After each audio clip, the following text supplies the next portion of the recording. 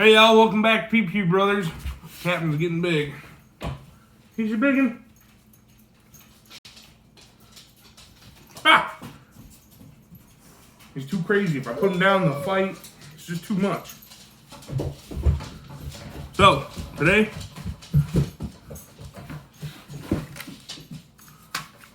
you guys have seen this once before, this pistol build, you've seen it.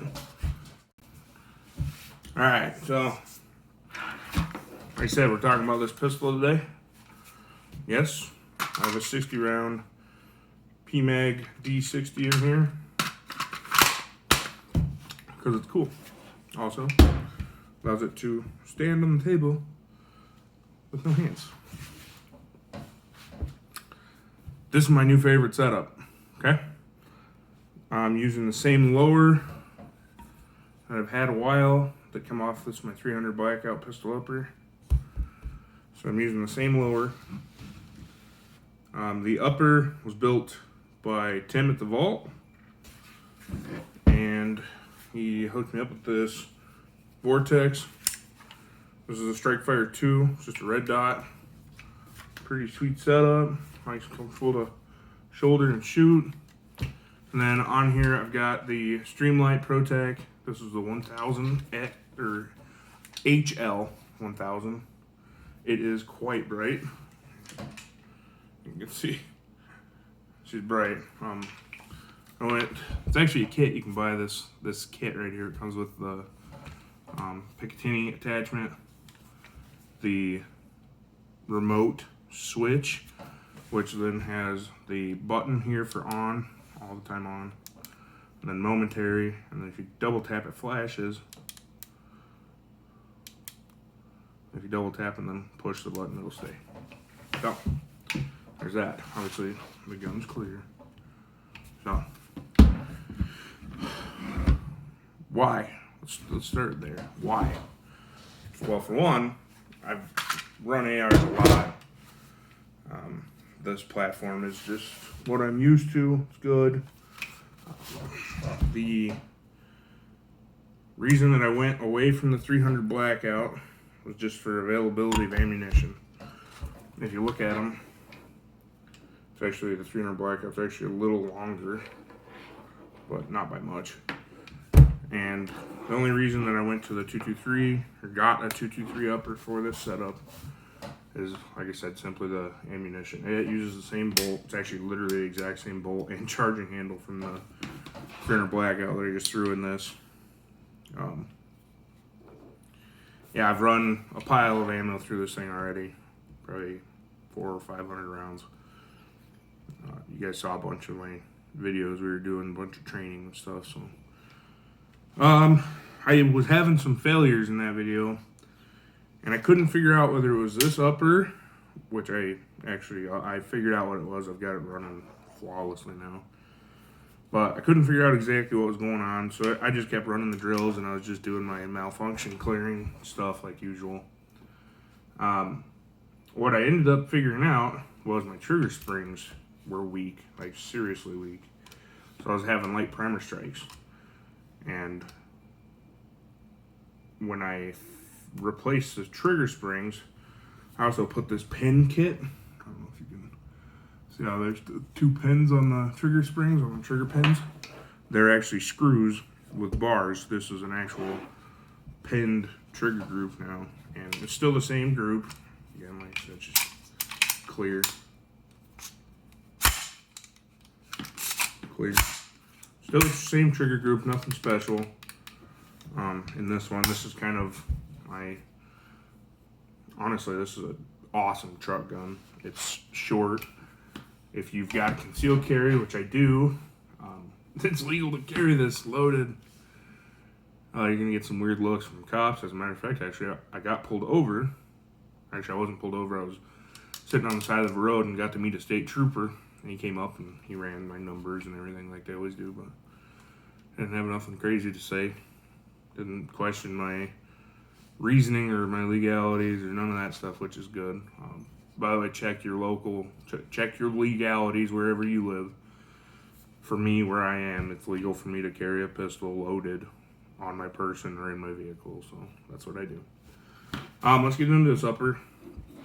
The upper itself is nothing fancy. Like I said, the bolt carry group and the charging handle are just my old stuff I've already got. I will probably build another lower, same as this one. I really like this. The SBA3 stock is awesome. SBA3 pistol brace. Stupid ATF shit. Pistol brace is great. We've got the double-sided sling point. Honestly, now that I've switched my sling over to this side, it's much more comfortable when I'm shooting, especially with LBE on my vest. I don't always have that sling up in my face, so it's much more comfortable now. Also, when you drop this, when you've got it slung over the top of the buffer tube like that, when you drop it, then it doesn't flop away from your body. It actually holds nice, sits nicely. And then up here, I'm just running it like this because I'm not Black Ops or anything, so a little bit of jangle ain't gonna hurt me. But at any rate, like I said, the Strikefire 2 Vortex red dot. Tim hooked me up on that one, so I really like this red dot. It's easy to use. I believe it might actually be a 2. I don't remember what the mil dot or MOA of this dot is, but you can get it really tiny to where it's very easy to make like really accurate shots with it. Or if you're inside or whatever, if it's dark, you turn it up. Let's see, this one's got, it's an 11.5-inch barrel, 223 wild barrel, so it'll handle the pressures of 5.56. 223 wild barrel. It's actually a pretty thick boy. She's full thickness all the way to the tip, if you know what I mean. Like I said, the string of fire that I was doing, probably 100 rounds, without really stopping too much, and it never got hot. That was good. But 11.5-inch barrel, 10-inch handguard. I really like this setup, to where if you run a can on it, the can's just barely gonna poke in there. It's the same idea as this one, to where you're gonna have that can sitting kind of inside of it. This one has a longer handguard. I believe this is a 10-inch barrel with a 12-inch handguard with a 3-inch muzzle device on this one. So the idea is to get me as far out forward as I can. That's also why I put this inverted vertical grip on it or whatever. It's not a vertical grip, it's a hand stop. But that's why I put this one on here, because it's plenty easy for me to get my hand out in front of the barrel. So I wanted for easy access to where I can get my hand right up where I need it. And yeah, that's what I got. I like that. So this is exactly how I was running it the other day. I will be putting more of those. These lights, these stream lights, are awesome. They're pretty bulky. Honestly, I think if I had to beanbag somebody with this thing, I'd probably be getting a lot of that light. It'd be kind of a neat little whack, get this thing flashing and smack them in the mouth. But chances are I'll never have to do that. So, Life Liberty type of gun. With all the craziness going on, I really enjoy having this setup. Like I said, I've shot plenty of rounds through since I fixed the trigger. I've had 0 issues with it. The upper runs flawless. Actually threw it on another pistol lower a buddy of mine had, and that's how I kind of dialed in that it was the spring. So I shot the bejeebus out of it, and it runs flawless. Make sure you go check out Tim over at the Vault Armory. You can check him out online, thevaultarmory.com. Have him build you a kick-ass upper. He builds full guns. I've got another one in the works. It's going to be really different. It's going to be a really cool build. I'm excited to get that one here in a week or so. So, yeah.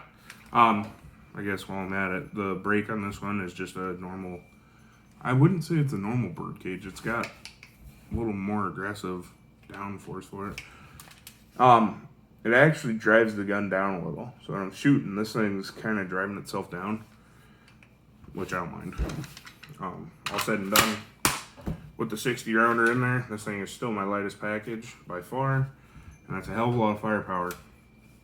And out of the 11.5-inch barrel, you're still getting pretty good ballistics. So it's no slouch, and it looks cool. And really, what are we doing if not just trying to look cool? So thanks for watching. Let's stay safe, keep at it. Let me know what you think. Let's do other videos. Hook it up. I'll leave some comments. I'll make some more cool videos. I'd like to know what you guys like. So, all right. Thanks for watching. This is PewPEw Brothers. Big Z. I'm out of here.